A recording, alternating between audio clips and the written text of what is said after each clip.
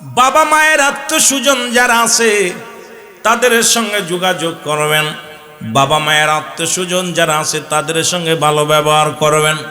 দেখা যায় বাবা মারা গেলে চাচার প্রতি আর দরদ নাই, মা মারা গেলে খালারে আর চিনি না। আমার যুবকেরা শুনে নাও, যদিও আমি লম্বা আলোচনা করার সময় আমি পাবো না, অল্প সময়ের মধ্যে অনেক কিছু বোঝানোর চেষ্টা করব। একদম বাংলা ভাষায় কথাগুলো বলে আপনারা একটু খেয়াল করবেন বাবারা আমার। আজকে সমাজের মধ্যে ও যুবকেরা, যদি মাকে খুশি রাখতে চাও কবরে, যদি বাবাকে সুখে রাখতে চাও কবরে, তার আত্মীয়স্বজন যারা আছে তাদের সঙ্গে ভালো ব্যবহার করো, তাদের সঙ্গে যোগাযোগ ভালো রাখো, তাদের সঙ্গে দুশ্মনী করো না।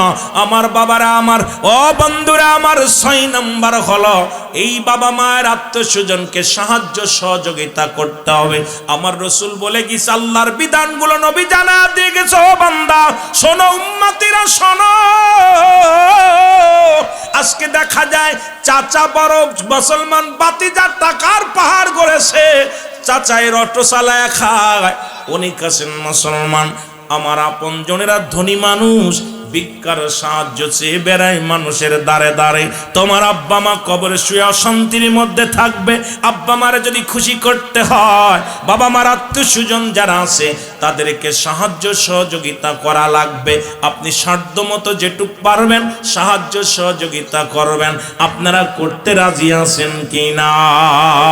এই যে মাহে রমাদান মাস আসতেছে যুবক, এমনও ব্যক্তি আছে আপনার আত্মীয় একটা খুরমা কেনার মতো ক্ষমতা নাই, একটু ডাবরি কেনার মতো ক্ষমতা নাই, চিনি কেনার মতো ক্ষমতা নাই, মুড়ি কেনার মতো ক্ষমতা নাই। এ যুবক, দেখে দেখে তোমার আত্মীয়স্বজন যারা আছে, তোমার সাধ্য যেটুক লাগ পারো সেই অনুযায়ী তুমি তোমার আত্মীয়স্বজনের সঙ্গে তাদের সাহায্যের হাতটা বাড়ায় দাও। যদি আব্বা মারে কবরে শান্তি রাখতে চাও, তাহলে আব্বা মার আত্মীয়স্বজনের সঙ্গে ভালো ব্যবহার করবা। জোরে জোরে চিল্লায় বলা যাবে না আল্লাহু আকবার। এরে আমার নবী ডাকতে বলে, উম্মতেরা রে শোনো, 7 নাম্বার হলো তোমার পিতা মাতার এই হকটা ভালো শুনে নেন। এই হকটা তো অনেক আজকে মাত্র 6 জনে আদায় করছেন। এই আমার যুবক বন্ধুরা আমার রাসূল বলছে, তোমাদের পিতা মাতার কবরটা বেশি করে সময় পাবা যখনই তখনই জিয়ারত করবা। সময় করে বেশি করে আব্বা মার কবরটা জিয়ারত করবা। আমার বন্ধুরা আমার, রাসূল পাক সাল্লাল্লাহু আলাইহি ওয়াসাল্লাম বললেন, সাহাবীরা রে শোনো। নবীজি বললেন, সাহাবীরা শোনো। সাহাবীরা বলে, জি হুজুর, তোমরা কি কবুল আজরের সওয়াব পাইতে চাও? রাসূল বললেন, কে বানা চাও? সাহাবীরা বলেন, কে বানা চাই? নবীজি বললেন, তোমাদের যাদের পিতা মাতা দুনিয়ার মধ্যে জিন্দা, ওরে একবার তোমার মায়ের মুখের দিকে তাকাইলে, তোমার বাবার মুখের দিকে তাকাইলে, এমন কি মা বাবারে সালাম দিবেন, আসসালামু আলাইকুম মা, আসসালামু আলাইকুম বাবা। তোমার আমল নামায় একটা কবুল হজের সব লেখা হয়ে যাবে। সাহাবীরা আমার নবীজি যখন বলছে, সাহাবীদের চোখে পানি। সাহাবীরা বলে, ইয়া রাসূলুল্লাহ, ইয়া হাবিবাল্লাহ, নবী গো, এই আমলটা যদি কিছুদিন আগে পাইতাম, এই দুনিয়ার মধ্যে আমাদের মা জিন্দা নাই, আমাদের বাবা জিন্দা নাই। রাসূল চোখের পানি ছেড়ে কান্দে, সাহাবীরাও কান্দে। আল্লাহ কয়, জিবরিল যে আমার হাবিবরে জানা দিয়েছো, আমার হাবিব জন যাদের আব্বা নাই মা নাই, তারা যেন ডাক দে বলে, রব্বিরহামহুমা কামা রব্বায়ানি সগীরা। ডেকোরেটরসের জলিল আমাদের পূর্ব দিকের প্যান্ডেলের কাপড়টা খুলে দেওয়ার জন্য আহ্বান করছি। তাড়াতাড়ি, মানুষের জায়গা হচ্ছে না, প্যান্ডেলের পূর্ব দিকের কাপড়টা খুলে দেওয়ার জন্য তাড়াতাড়ি। একটু মহব্বতের সঙ্গে দুরূদ শরীফ পড়ুন। আল্লাহুম্মা সাল্লি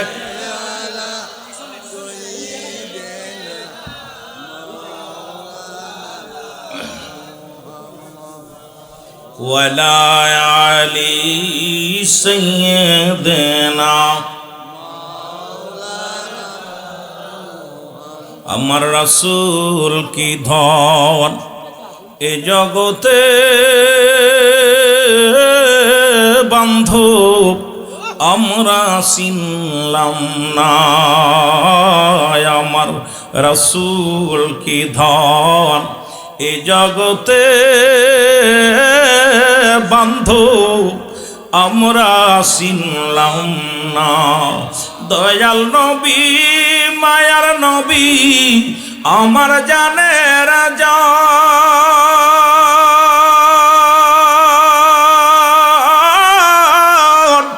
আপনি বিনে কঠিন দিনে কে বাঁচাবে মান। আমার রাসূল কি ধন এ জগতে বান্ধব আমরা চিনলাম না। লা ইলাহা। সবাই একটু দয়া করে কষ্ট করে বসেন, সবাই একটু আগা বসেন, একটু আগা আগা চলে আসেন বাবা, নিজের একটু আগে আসেন, একজন বসেন আর একজন বসার সুযোগ করে দেন। লা ইলাহা ইল্লাল্লাহ, জোরে লা ইলাহা, আর জোরে লা ইলাহা, মহব্বতে লা ইলাহা, লা ইলাহা। এ মুসলমান শুনে নাও, সুতরাং আপনারা সময় করে বেশি বেশি করে জিয়ারত করবেন। আসরের নামাজ পড়েছেন, মার কবরের পাশে দাঁড়ায় যান, এরে আব্বা মার হকগুলো আগে আদায় করো। আজকে এখানে অনেক যুবক আসি, এই জন্য আমি তোমাদের বলে যাই, বেশি বেশি করে আসর পারো নাই মাগরিবে দাঁড়িয়ে যাও, মাগরিব পারো নাই ঈশায় দাঁড়িয়ে যাও, ঈশা পারো নাই রাত মুসলমান ঈশার সালাত আদায় করে নির্জন রাত্রে আব্বা আমার কবরের পাশে দাঁড়ায় ডাকতে বলো, আমার আল্লাহ ও আমার আল্লাহ, আমার আব্বা মারে মাফ করে দাও।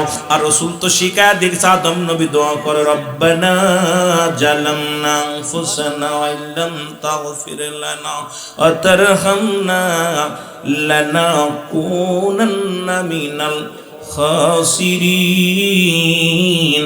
আদম নবী কান্দে নিজের জন্য, আর আমার নবী কান্দে বলেন, রব্বিরহামহুমা কামা রব্বায়ানি সগীরা। জোরে জোরে চিল্লায় বলেন মারহাবা। এ যুবক, জীবিত থাকতে সাতটা হক একটু আজকে বলে যায়, তারপরে যদি সময় পায় ধীরে ধীরে যায়।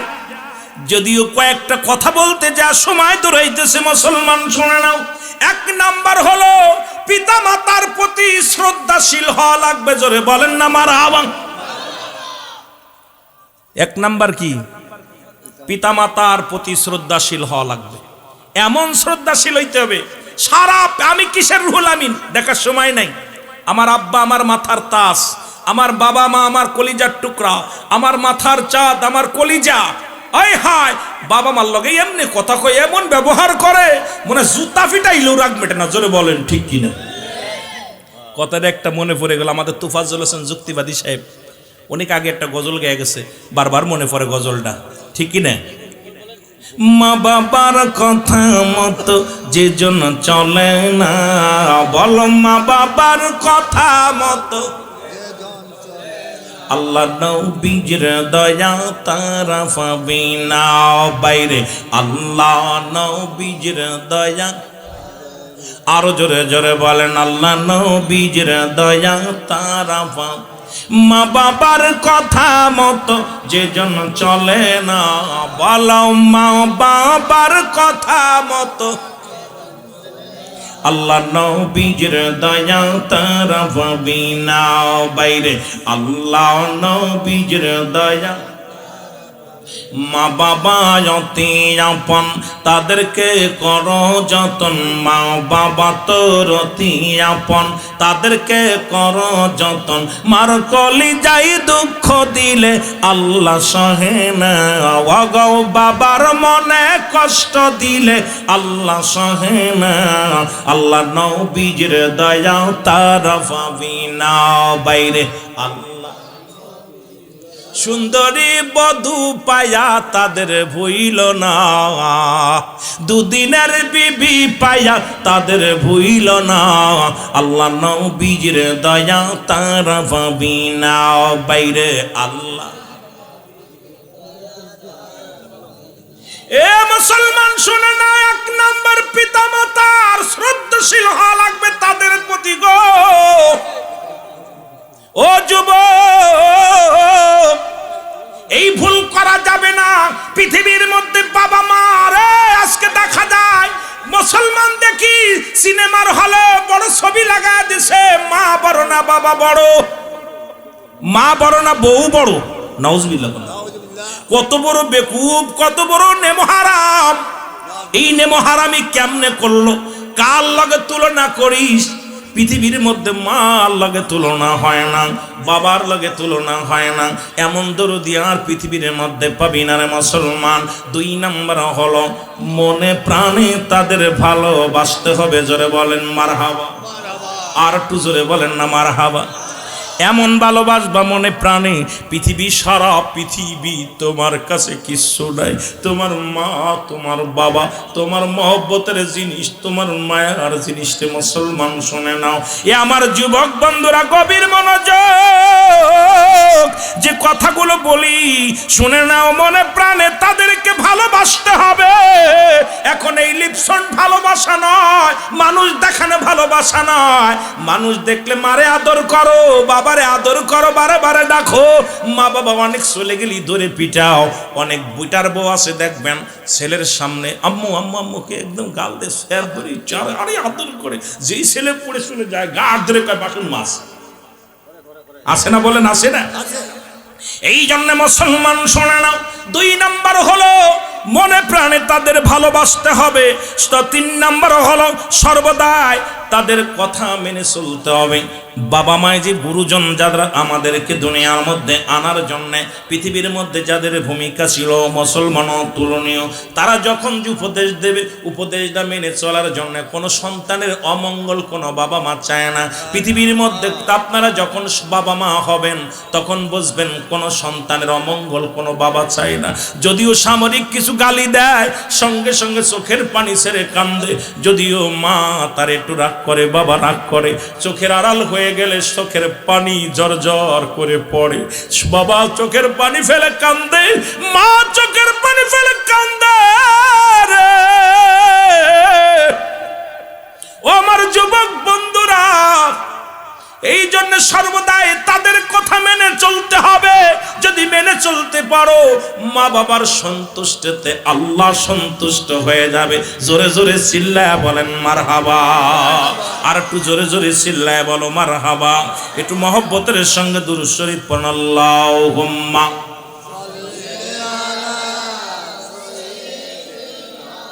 মাওলানা।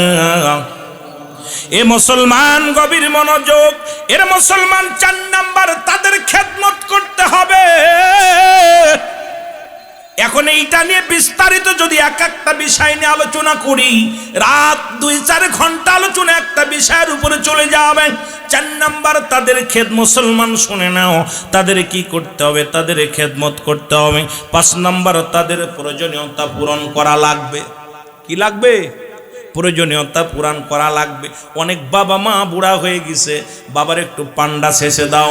বুড়া হয়ে গেছে, একটু পানি টান্দে দাও, বিছনা বানায়া দাও, তুমি লাঠিটা আগায় দাও। তুমি আব্বারে যখন আজান দিছে মসজিদে, বাবার হাতটা ধরে মসজিদে দিয়ে আসো। তোমার মা জননী বুড়া হয়ে গেছে, উঠতে পারে না, উঠায়া দাও, বিছনা বানায়া দাও। পৃথিবীর মধ্যে মুসলমান তাদের কি প্রয়োজন? আপনার এই প্রয়োজনীয়তা পূরণ করা লাগবে। এমনও তো হতে পারে আব্বার প্রয়োজন আছে, বাবা সন্তান যখন মা মারা গেছে বাবার জৈবন আছে, বাবাকে নিজে গটকালি করে শাদি দিয়ে দাও। মার জৈবন আছে, মারে জিগাও মাগো তুমি কি দ্বিতীয় স্বামী ধরার জন্য কি তুমি যদি হুকুম দাও তোমার জন্য দ্বিতীয় স্বামীর ব্যবস্থা করে দিব। কারণ কি প্রয়োজন আমি সন্তান হইয়া বুঝতে হবে তাদের মনের ভাব, তাদের কি লাগবে, কি প্রয়োজন লাগবে না। যুবক বাবারা আমার, এগুলো আমাদের প্রত্যেকটা সন্তানের কর্তব্য। প্রত্যেকটা সন্তান বাবার প্রতি হক আদায় করতে হবে। জোরে জোরে চিল্লায় বলা যাবে না আল্লাহু আকবার। এ মুসলমান গভীর মনোযোগ শোনো গো। 6 নাম্বার হলো তাদেরকে সব সময় সুখে শান্তিতে রাখতে হবে। কোন কাজ করলে আব্বা সুখী হয়, কোন কাজ করলে মা সুখী হয়। এর রাসূল বলছে সর্বদাই তোর আব্বা তোর মারে সন্তুষ্ট রাখবি, সুখে রাখবি, শান্তিতে রাখবি। আজকে শান্তির জ্বালায় ঢাকা শহরে বৃদ্ধাশ্রমে বড় লোকের বাবারা কান্দে, বড় লোকের দুলালেরা কান্দে। বিশ্বাস না হয় যাবেন বৃদ্ধাশ্রমে, বড় বড় শিক্ষিতদের সন্তানেরা বাবা বড় বড় শিক্ষিত বানাইছে তাদের আব্বা মা আজকে বৃদ্ধাশ্রমে। ওরে মুসলমান চোখের পানি ফেলে, কিন্তু একটা হাফেজের বাবা মা বৃদ্ধাশ্রমে নাই, একটা কোরআনের পাখির আব্বা মা বৃদ্ধাশ্রমে নাই, একটা আলেমের বাবা মা বৃদ্ধাশ্রমে নাই। কারণ তাদের ভিতরে কোরআনের জ্ঞান থাকার কারণে, আল্লাহর বিধান মানার জন্য, রাসূলের সুন্নাত তরিকায় চলার কারণে এই সন্তান কোনোদিন বাবাকে বৃদ্ধাশ্রমে পাঠাবে না। ভ্যান চালকের বাবা মা বৃদ্ধাশ্রমে নাই, কিন্তু বৃদ্ধাশ্রমে আছে আমাদের দেশে অশিক্ষিত ওই মূর্খ বান্দরগুলো, যারা লেখাপড়া করে যারা মূর্খ হয়েছে। কারণ আমি আগেই ছোট্টবেলায় একটা কথা শুনতাম, বাবাই বলতো মানুষের মতো মানুষ হতে হবে, চাচাই বলতো মানুষের মতো মানুষ হতে হবে, উস্তাদ বলতো মানুষের মতো মানুষ হতে হবে। মনে করতাম আমি কি গরু, আমি কি ছাগল, আমিও তো মানুষ। এখন বুঝতে পারি মানুষের মতো কেন মানুষ হতে বলেছিল। আজকে মানুষ বিদেশ থেকে ডিগ্রি আইনা, বিদেশ থেকে ডিগ্রি আইনা অফিসে বইয়া যাদের ঘুষ ছাড়া যাদের কলম চলে না, এরা মানুষ হতে পারে না। এরাও মানুষ, জোরে বলেন ঠিক কি না? ডক্টর ইঞ্জিনিয়ার হইয়া, বড় বড় ডক্টর হইয়া, মুসলমান শুনে নাও শুনে নাও, তাদের মুখের ব্যবহার আমরা দেখতেছি মিডিয়া তো, কিছু ডক্টর বড় সার্টিফিকেট দাঁড়ি, কেমনে মানুষের লগে কথা বলতে হয় এরাও শেখে নাই, আবার তারা নাকি বড় বড় ডিগ্রি পিএইচডি করে আসছে। রে মুসলমান শুনে নাও, লেখাপড়া শিখে যাদের কাছে রুগী এই টাকার অভাবে রুগীর অপারেশন করে না, টাকা ছাড়া রুগী মারা যায়, এই মানুষগুলো ডক্টর হয় নাই, ডাক্তার হয় নাই, এরাও মানুষ, মানুষ হতে পারে না। এ মুসলমান, আমার দেশে দুর্নীতিবাজ কৃষক দুর্নীতিবাজ নয়, আমার দেশের মুসলমান ভ্যান চালক দুর্নীতিবাজ নয়, আমার দেশের সাধারণ পাবলিক দুর্নীতিবাজ নয়, আমার দেশের বড় বড় ডিগ্রিধারী মাথা মোটারাই হলো সবচেয়ে বেশি দুর্নীতিবাজ। জোরে বলেন ঠিক কি না?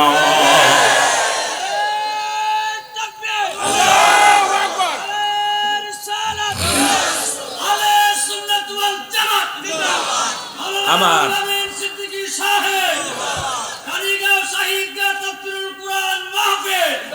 আমার ভাইরা, বাবা মার যারা সম্মান দিতে পারে না, কিসের ডিগ্রি নিয়ে লাভ কি? বাপ মার প্রতি শ্রদ্ধাশীল হতে পারে না, বাপ মার খবর নিতে পারে না। এই সন্তান আপনারা মূল্য দিল, আমি রুহুল আমিন সিদ্দিকী তার মূল্য দিই না। কারণ এই জন্য আমার সমাজে চেয়ারম্যান মেম্বার মাতবার যারা আছে তাদেরকে আগে এই দিক কঠোর হস্তে দমন করতে হবে। তাদেরকে বলতে হবে, ভাই কোনো পিতা মাতারে কষ্ট দিলে সেই সন্তানকে এমন ভাবে শাস্তি দিতে হবে, পিতা মাতা যদি কোনো সন্তান পিতা মাতারে কষ্ট দেয় তাকে এলাকা ছাড়া করতে হবে। 2-4টের বিচার করলে আর সমাজে পিতা মাতারে কেউ কষ্ট দিবে না। জোরে বলেন ঠিক কিনা? আরো জোরে বলেন ঠিক কিনা? এই জন্য ভালো মানুষগুলো আমাদের সমাজে দরকার আছে কিনা? জোরে বলেন আছে কিনা? এই জন্য চেয়ারম্যান মেম্বার এমপি যা আসবে আমরা ভালো মানুষগুলো আনবো, যে মানুষগুলো আসলে সমাজের জন্য ভালো হবে, জাতির জন্য ভালো হবে, তাদেরকে আমাদের দরকার। জোরে বলেন ঠিক কিনা? এ মুসলমান, 7 নাম্বার হলো 6 নাম্বার বললাম, 7 নাম্বার হলো পৃথিবীর মধ্যে পিতা মাতার সঙ্গে যোগাযোগটা ভালো রাখতে হবে। আজকে দেখা যায় বিদেশে থাকিয়া ঘন্টার পর ঘন্টা মা বোর লগে কথা কয়, ঘন্টার পর ঘন্টা ছেলের লগে কথা কয়, ঘন্টার পর ঘন্টা মেয়ের লগে কথা কয়। পাশে দাঁড়ায় জনম দুঃখিনী মা দেখে, বিদেশ থেকে সন্তান আলাপ করে বৌমার লগে একবারও খোঁজে না আমার মা কই। মেয়ের লগে কথা কয়, একবারও খোঁজে না তোর দাদি কই। ছেলের লগে কথা বলে, একবারও খোঁজে না দাদি কই। ওই মার চোখের পানি যখন জমিনের মধ্যে পড়বে, খোদার কসম, খোদার কসম, আল্লাহর আরশ পর্যন্ত কেঁপে যাবে। তুমি যখনই বিদেশ থেকে ফোনটা দাও, আগে বলো আমার আব্বা কই, আমার মা কই। ওই সন্তান যখন নিয়ে বলবে দাদু বাবা ফোন দিছে, ফোনটা ধরে কথা বলার পর ওই সন্তান যা দেখবা, ওই বাবা আসরের নামাজটা পড়ে ইমাম সাহেবকে বলবে, ইমাম সাহেব হুজুর, আল্লাহ আমার কলিজার টুকরা সন্তান বিদেশের মাটিতে আছে, ফোনটা দিয়ে আগে আমার খোঁজ নেয়, আমার লগে কথা না বলে তার বিবির লগে কথা কয় না, ছেলের লগে কথা কয় না। মা প্রতিবেশীর কাছে যায় বলবে, বুড়ে আমি এমন একটা সন্তান গর্ভে ধরে ধন্য হয়েছি। আর বিদেশ থেকে ফোনটা দিলে আগে আমার চায়, আমার লগে কথা না বলে কারোর লগে কথা বলে না। বাবারা আমার দোয়া চেয়ে নিতে হয় না, দোয়া আদায় করে নিতে হয়। এমনও সন্তান আছি মাসকে মাস মার লগে যোগাযোগ নাই, বাবার লগে যোগাযোগ নাই। আবার মুসলমান নামাজ পড়তে পড়তে কপাল ছুলে ফেলছি, কপালে দাগ পড়ে গেছে, হাঁটুতে দাগ পড়ে গেছে, সেজদা দিতে দিতে জীবন চলে যায়। 1000 বার হজ করলাম, পিতা মাতা তোমার উপরে খুশি নয়। তুমি বাজার থেকে আসলা, মাকে একটা সালাম দাও, আসসালামু আলাইকুম মা। যাচ্ছ বাজারে, আসসালামু আলাইকুম আব্বু, আপনার কিছু লাগবে কিনা? যুবক, এই জন্য 7 নাম্বার রাসূল বলছে 7 নাম্বার হকটা হলো এই 14টা হকের মধ্যে জীবিত থাকতে 7 নাম্বার হকটা হলো যখন তুমি তোমার বাবা মার যত যেখানেই থাকো, ঢাকায় চাকরি করো, কোথায় সোনারঘাটে থাকো, আর তুমি কোথায় সিলেটে থাকো, যখনই আসবা আগে মার কাছে ছুটে যাও, বাবার কাছে ছুটে যাও। যেখান থেকে ফোনটা দিবা আগে মার খবর নাও, বাবার খবর নাও। এই দুয়ার ভান্ডার রয়েছে। মা বাবা দোয়া করলে আমি বড় আশ্চর্য হয়ে যায়। গাড়ির মধ্যে লেখা আছে মা বাবার দোয়া, বাড়ির মধ্যে লেখা আছে মা বাবার দোয়া। পুরা কপালা সন্তানেরা শুনে নাও, মা বাবা দোয়া করলে আল্লাহর জান্নাত পাওয়া যায়। বিসমিল্লাহির রহমানির রহিম। ইন্নাল্লাহা ওয়া মালাইকাতাহু ইয়াসাল্লুনা আলান নবী ইয়া আইয়ুহাল্লাযীনা আমানু সাল্লু আলাইহি ওয়া সাল্লিমু তাসলিমা। আল্লাহুম্মা সাল্লি ভাই সাউন্ড বাড়াই দেন। ওয়া আলি সাইয়্যিদিনা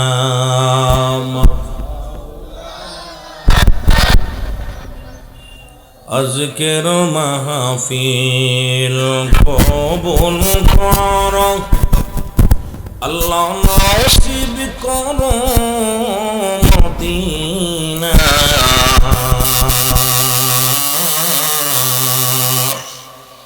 দয়াল নবীকে না দেখায়া কবরে দাগ দিও না। আল্লাহুম্মা সাইয়্যিদিনা মাওলানা মুহাম্মাদ আলা সাইয়্যিদিনা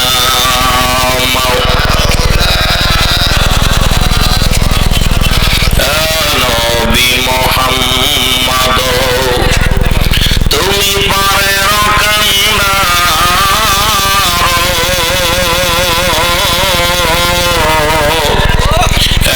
নবী মুহাম্মদ, তুমি পারে রকান্না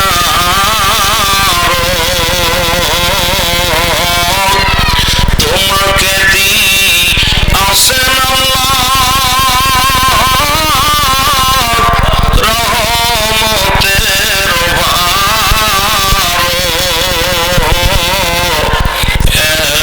নবী মুহাম্মদ,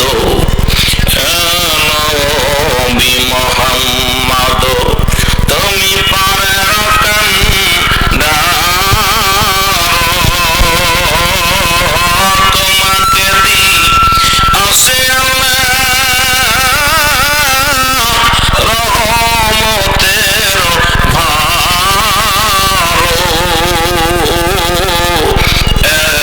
নবী মুহাম্মদ। হৃদয়ের আশিকেরা আপনার প্রেমে পাগল গো, সোনার ঘাটের আশিকেরা আপনার প্রেমে পাগল গো। দিদার দাও হে ওহে রাসূল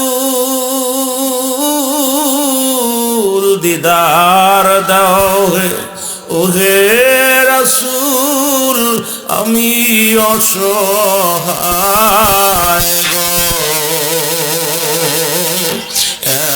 নবী মুহাম্মদ নবী মুহাম্মদ তুমি পারের কান্ডার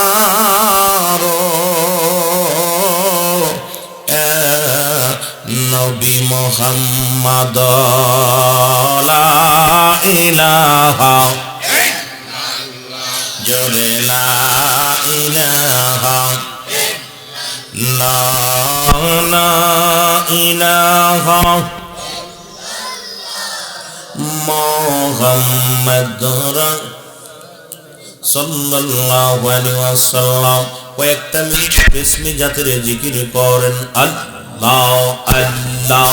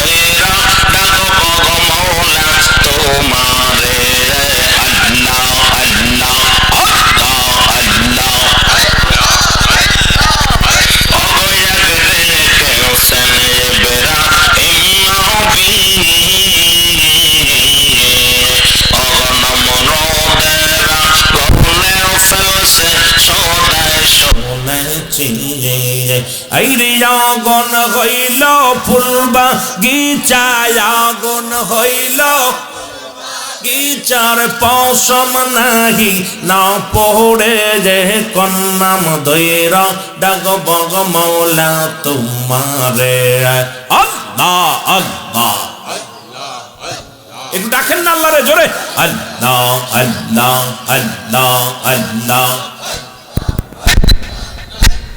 ও দয়াল আল্লাহ রে আমি কন্নাম ধৈরা ডাক বগ মৌলা তোমারে আল্লাহ আল্লাহ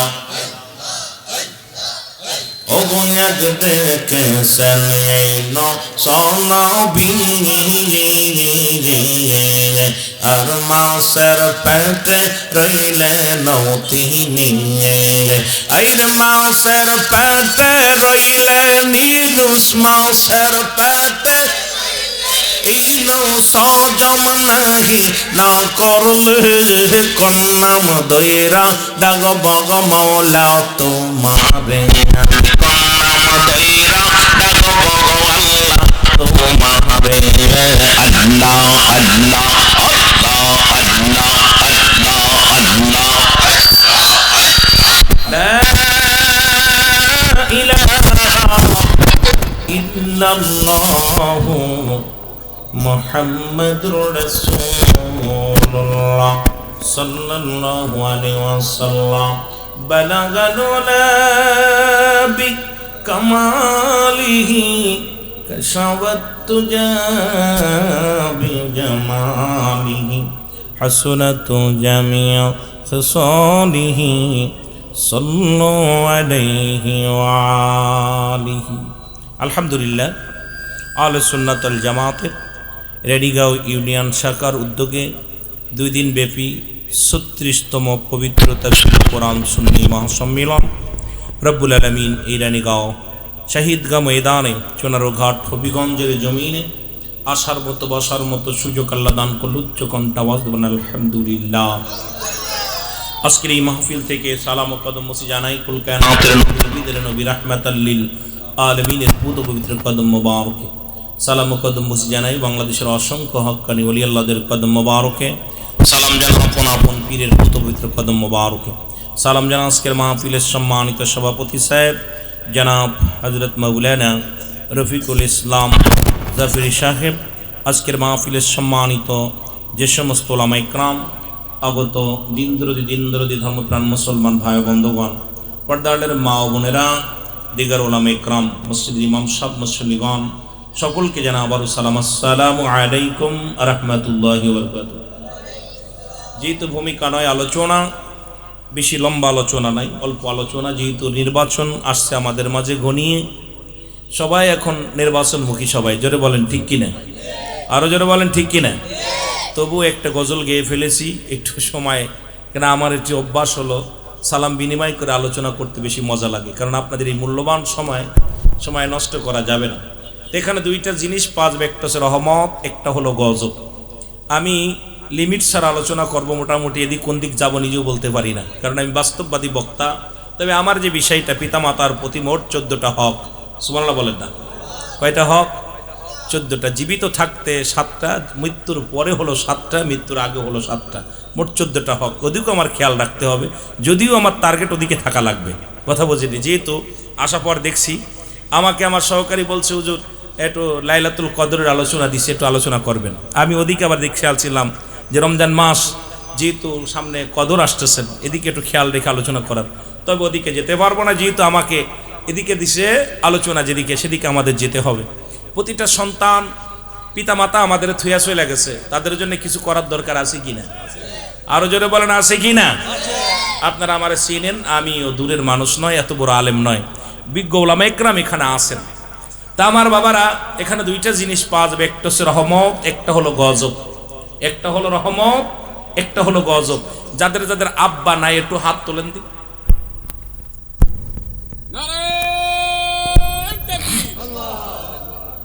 আব্বা মা দুজনই নাই, কাদের কাদের একটু হাত তোলেন। আব্বা মা দুজনই নাই, দুজনে একজনও নাই। আল্লাহ কবুল করো, জোরে বলেন আমিন। এখন বাবা মার জন্যে আগে আপনাদের এই 7টা হকের কথা বলে আমি মূল আলোচনা দৌড় দিব। খুব খেয়াল করবেন কোন দিকে কোনে যায়, কারণ আলোচনা খুব খেয়াল রাখা লাগবে। পিতামাতার প্রতি সন্তানের হক, সন্তানের প্রতি পিতার হক, এগুলো আমাদের যেগুলো রয়েছে, এখন আমাদের বেটা মানুষ যারা বর্তমান সিচুয়েশন যেটা, পিতার হাতে সন্তান কোন, সন্তানের হাতে বাবা কোন। হক তো দূরের কথা, বাবার হাতে বাদ দেওয়ার মতো ক্ষমতা নেই, জোরে বলেন ঠিক কিনা। পিতামাতার পীড়াই দেখতেছেন এটার মধ্যে, যে আজকে আমাদের সমাজে প্রতিনিয়ত সন্তান বাবাকে খুন করতেছে, মাকে ঘর থেকে বাইর করে দিতেছে। তো এই যে জামানাটা সুন্দর একটা বিষয়ের, আমাদের পিতামাতার প্রতি যে আজকে আমাদের সমাজ এমন একটা অবস্থানে দাঁড়িয়ে গেছে। একটা কথা আমার মনে পড়ে গেল, রসুল পাক সাল্লাল্লাহু আলাইহি ওয়াসাল্লাম বসে আছেন, খুব খেয়াল, রসুল পাক সাল্লাল্লাহু আলাইহি ওয়াসাল্লাম বসে আছেন। এমন সময় জনক এক মহিলা আসলেন, হুজুর পাক সাল্লাল্লাহু আলাইহি ওয়াসাল্লাম উঠে দাঁড়াইলেন, মহিলাকে দেখে উঠে দাঁড়াইলেন। দাঁড়ানোর পর সাহাবীরা বলে, ইয়া রাসূলুল্লাহ, ইয়া হাবিবাল্লাহ, উনি কে? এরপরে উনি বসলেন, রসুলের কাছে বসলেন, রসুলের কানে কানে কিছু বললেন, বলার পর উনি উঠে গেলেন। যখন উঠলেন, রসুল পাক সাল্লাল্লাহু আলাইহি ওয়াসাল্লাম তখন দাঁড়াইলেন উঠে। যতক্ষণ পর্যন্ত চোখের আড়াল না হলো, তৎপর্দার আড়াল না হলো, ততক্ষণ পর্যন্ত রসুল পাক সাল্লাল্লাহু আলাইহি ওয়াসাল্লাম ওই উনার দিকে তাকিয়ে রইলেন। সাহাবীরা বলে, ইয়া রাসূলুল্লাহ, এই মহিলা কে? জনকে মহিলা, যাকে দিকে আপনি এত সম্মান দিলেন, দাঁড়ালেন, আপনার ঘরে রুমাল মুবারক, দেই সাদরে দাও, রুমাল মুবারক আপনি বিছিয়ে দিলেন, তারপরে বসলো।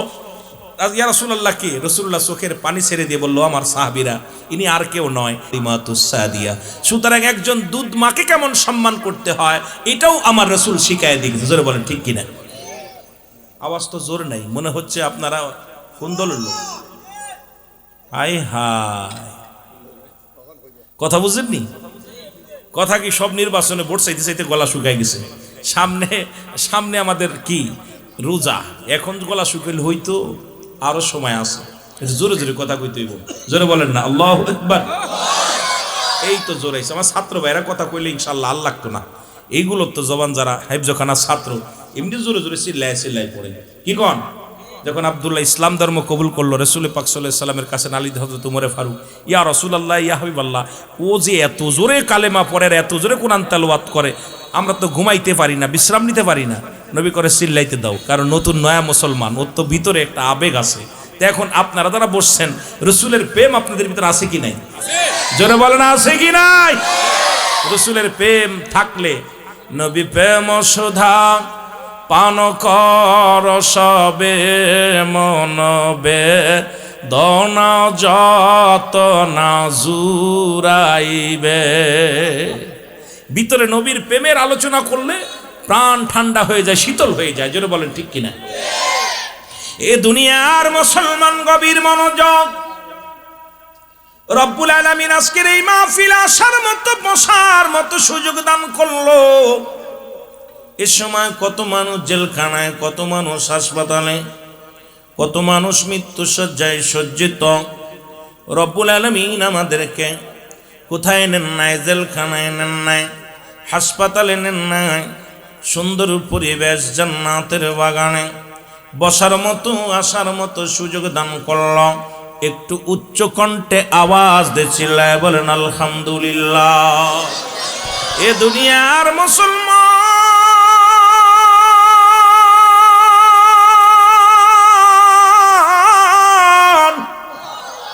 বান্দা যখন রিয়াজুল জান্নাহ বেহেশতের বাগানের দিকে রওনা হয়ে গেছে, প্রতিটা কদমে কদমে আমার আল্লাহ বান্দার জীবনের সগীরা গুনাহগুলো মাফ করে দিছে। জোরে বলেন মারহাবা। কি গুনাহ? কতক্ষণ কি গুনাহ? সগীরা গুনাহ, ছোট ছোট গুনাহ। শুধু নিয়ত করেছেন আজকে তাফসীরুল কোরআন মাহফিলে যাব, ওই কোরআনের মাহফিলে যাব, আজকে ওই আল্লাহর দিনের মাহফিলে যাব। বড় নিয়ত করে ঘর থেকে বাইর হলেন, প্রতিটা কদমে কদমে আমার আল্লাহ রাব্বুল আলামিন সগীরা গুনাহগুলো মাফ করে দিছে। আমরা শুধু সগীরা গুনাহ করি নাই, পদে পদে করেছি কবিরা গুনাহ। একটু আগে আলোচনা করলেন আমার ভাই পর্দার বিধান নিয়ে, মুসলমান শুনে নাও। সুন্দর আলোচনা করলেন, বাস্তবতা নিয়ে আলোচনা করলেন। আমার দাদু ভাইয়েরা শুনে নেন। এর মুসলমান, নামাজ ছেড়ে দিয়া কবিরা গুনাহ, মিথ্যা বলা কবিরা গুনাহ, বেগানা নারীর সঙ্গে দেখা দিয়া কবিরা গুনাহ, বেগানা পুরুষের সঙ্গে দেখা দিয়া কবিরা গুনাহ। এই আলোচনা এখন আমার আগের বক্তা যেহেতু বলছে, আমিও যদি বলি একই আলোচনা হয়ে যায়। মুসলমান শুনে নাও, এক কথায় যাদের সঙ্গে বিয়ে করা জায়েজ, তাদের সঙ্গে দেখা করা হারাম। যাদের সঙ্গে বিয়ে করা হারাম, তাদের সঙ্গে দেখা দিয়ে জায়েজ। আজকে খালাতো ভাই, মামাতো ভাই, ফুফাতো ভাই, চাচাতো ভাই, আজকে যে অবস্থা মুসলমানদের দেখছি, যে অবস্থা আমাদের মুসলমান, যে অবস্থা বাংলাদেশের বুকে দেখছি, ঈমান হরণ হয়ে গেছে অলরেডি। জোরে বলেন ঠিক কি না? হারামকে হালাল বলার কোনো এখতিয়ার কারুর নাই। হারাম যেটা হারামি, বলেন দি পায়খানা এটা হালাল না হারাম? এখন যদি পায়খানাটা শুকায় হাড্ডি হয়ে যায়, শক্ত হয়ে যায়, এটা মনে হালাল? কতক্ষণ শুকনাটা হালাল? আওয়াজ দুইজন কয়, বাকিগুলো শুকনাটা হালাল না হারাম? হারাম তো হারামি। কিন্তু আমার দেশের কিছু বক্তা, আমার দেশের কিছু আলেম, আমার দেশের কিছু নেতারা দেখতেছি, কথা বুঝছেননি, বুকের লগে জড়াই ধরলেও নাকি জায়েজ। কথা কন নাই? আমাদের দেশে এক হুজুরি বলছিল যে মানে একবার বলছে যারে দেখলে মোটামুটি ভিতরে উত্তেজনা হয় এদের সাথে মোসাফা করলে হারাম। পরবর্তী উনি যখন কইছে ইনাদের দেখলে উত্তেজনা হয় না, এই জন্যই জায়েজ। কথা বুঝেননি? বড় কষ্ট লাগে। এখন আমাদের এই জাতিদেরকে আমরা শিখাবো কি? একটু মহব্বতের সঙ্গে জিকির করুন লা ইলাহা, আর জোরে লা ইলাহা।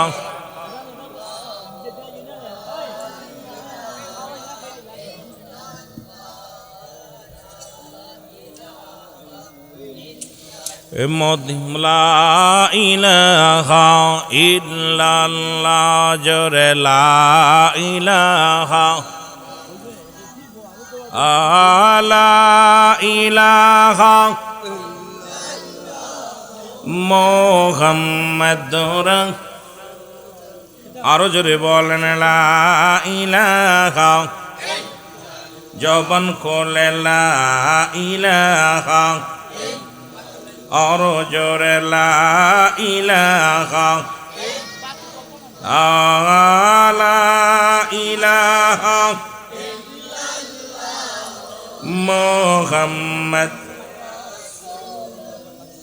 আরো জোরে বলেন লা ইলাহা, লা ইলাহা, লা ইলাহা মুহাম্মদ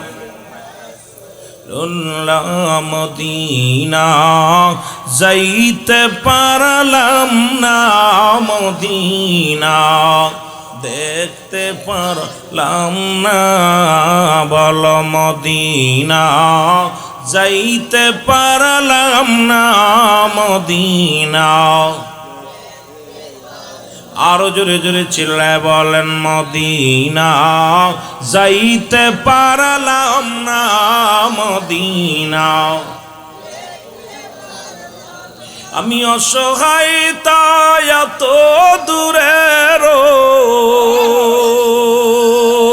আমি অসহায় তাই এত দূরে রই, দূর থেকে সালাম জানাই, বলো দূর থেকে জানাই, মদিনা যাইতে পারলাম না, মদিনা। আরো জোরে জোরে চিল্লায় বলেন মদিনা যাইতে পারলাম না, মদিনা। মদিনার নাম কত মধু,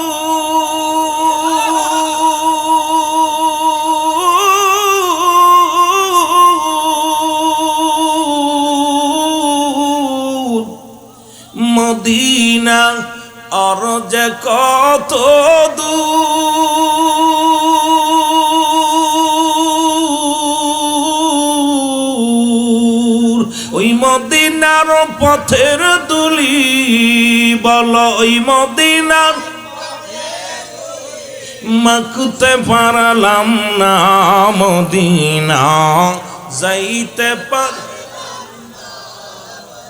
আরো জোরে জোরে বলেন মদিনা যাইতে পার, মদিনা দেখ। আমি অসহায় তাই এত দূরে রই, বলো অসহায় তাই দূর থেকে সালাম জানাই, বলো দূর থেকে জানাই, মদিনা যাইতে পারলাম না, মদিনা। মদিনার নাম কত সুন্দর,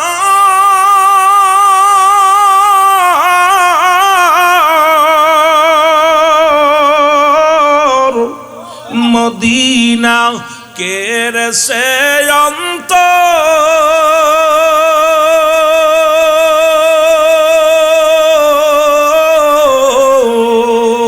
গরিব দুঃখীর সালাম খানি, গরিব দুঃখীর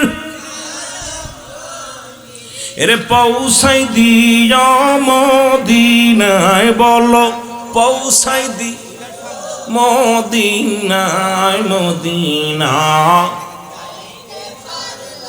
না মদিনা দেখতে পারলাম না, মদিনা যাইতে পারলাম না, মদিনা। এ দুনিয়ার মুসলমান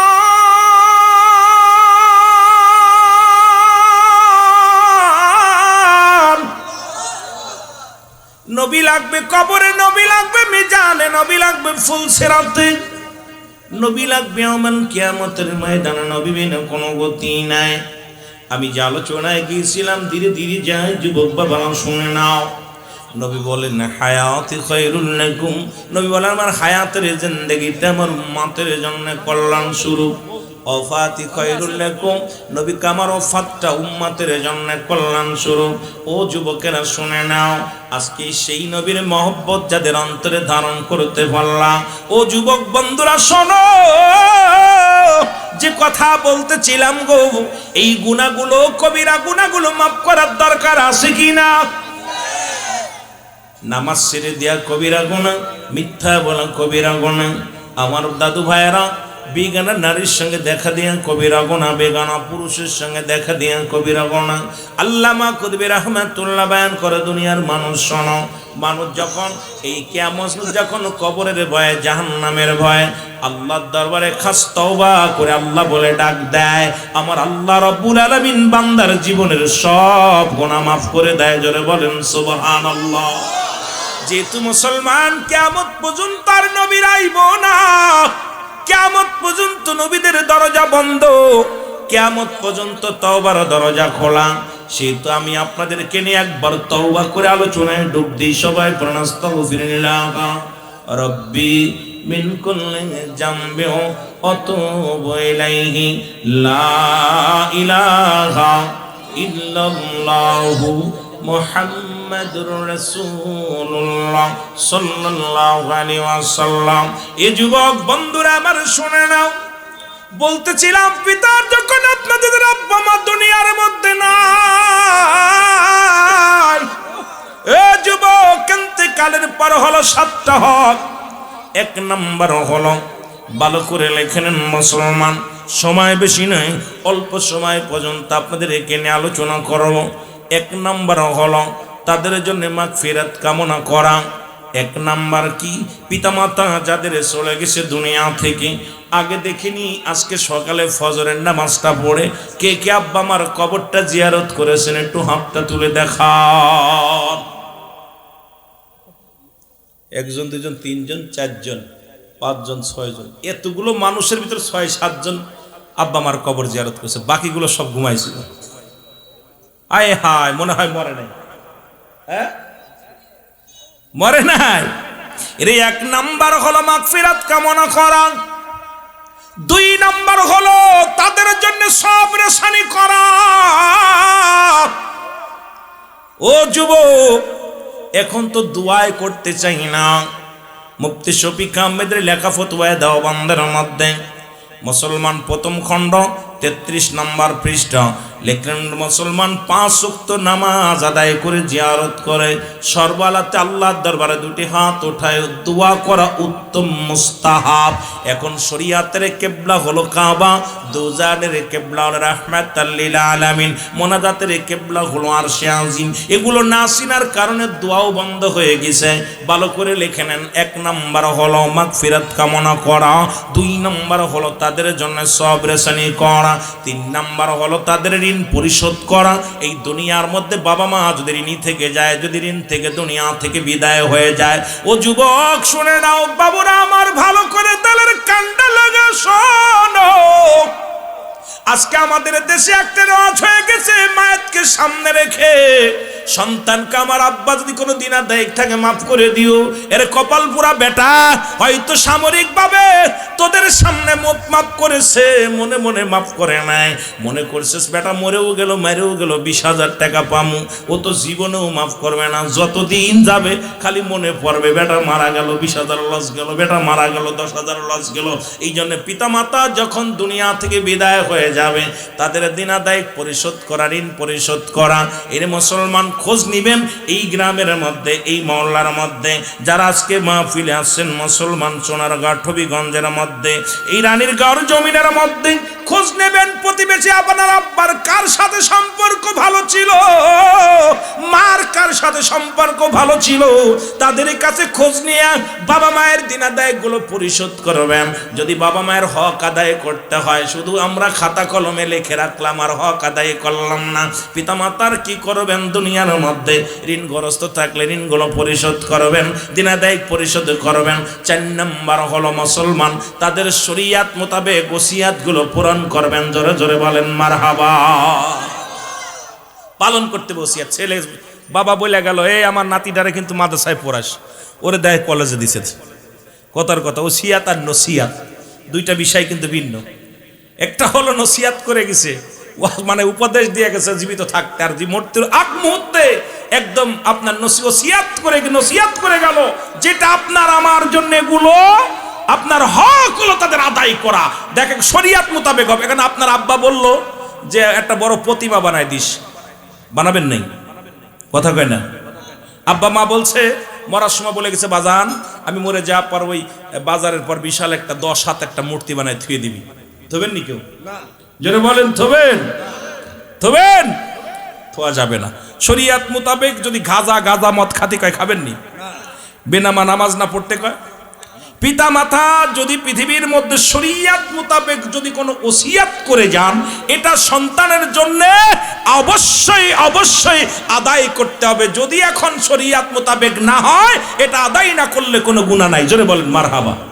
ওরে আমি যদি যাই গো মারা, আমি যদি যাই গো মারা বিদেশের মাটিতে, লাশটায় আমার পৌঁছাই দিও মায়েরই কলেতে, ভালো লাশটায় আমার পৌঁছাই দিও মায়েরই কলেতে। বাবা সময় নাই, জোরে জোরে বলেন। ওরে আমি যদি যাই গো মারা, আমি যদি বিদেশের মাটিতে, লাশটায় আমার পৌঁছাই দিও মায়েরই কলেতে, বলো লাশটায় আমার পৌঁছাই দিও। গ্রামবাসী রে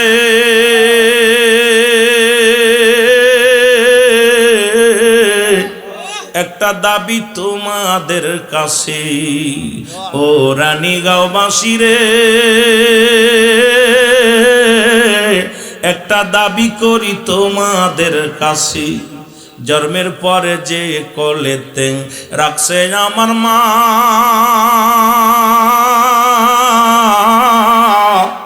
সেই মারে না দেখাইয়া আমার দাফন দিও না, আমার কাফন দিও না।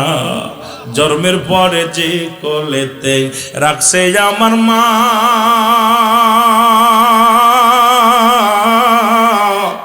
সেই মারে না দেখাইয়া আমার দাফন দিও না, আমার কাফন দিও না।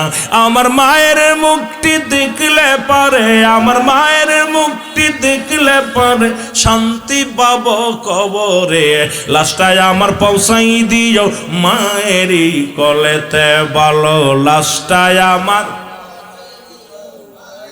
একটু জোরে জোরে চিল্লায় বলেন লাশটায় আমার পৌঁছাই দিও মায়ের কোলে। ওরে আমি যদি যাই গো মারা, আমি যদি বিদেশের মাটিতে, লাশটায় আমার পৌঁছাই দিও মায়ের কোলেতে, ভালো লাশটায় আমার।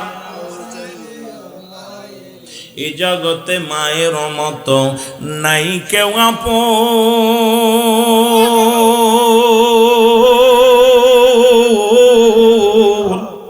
সেই মা জননীর না দেখায়া তোরা দিসি না রে কবর, আমার দিসি না রে কবর। এ জগতে বাবার মতো নাই কেউ আপন,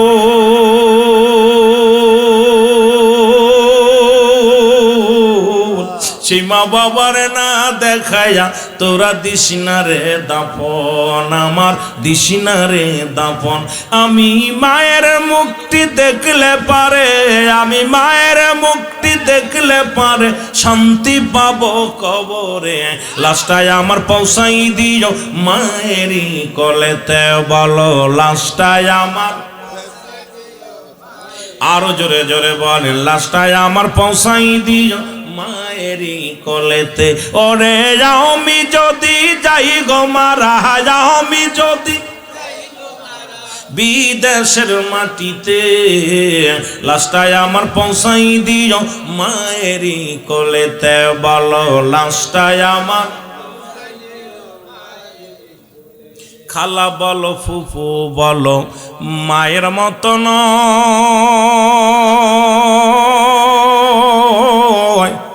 চাচা বলো খালু বলো বাবার মতো নয়, কেহ বাবার মতো নয়। ও মা থাকবে যতদিন ধরায় বেঁচে, ও বাবা থাকবে যথায় ধরায় বেঁচে, কাঁদবে মাওলার দরবারে, হস্ত তুলে করবে দোয়া ক্ষমা কর সন্তান রে। আল্লাহ হস্ত তুলে করবে দোয়া মাফ কর সন্তান রে। আরে আমি যদি যাই গো মারা, আমি যদি বিদেশের মাটিতে, লাস্টায় আমার পৌঁছাই দিও মায়ের কলেতে, বলো লাস্টায় আমার। এ মুসলমান গভীর মনোযোগ, আমি আপনাদেরকে যেটা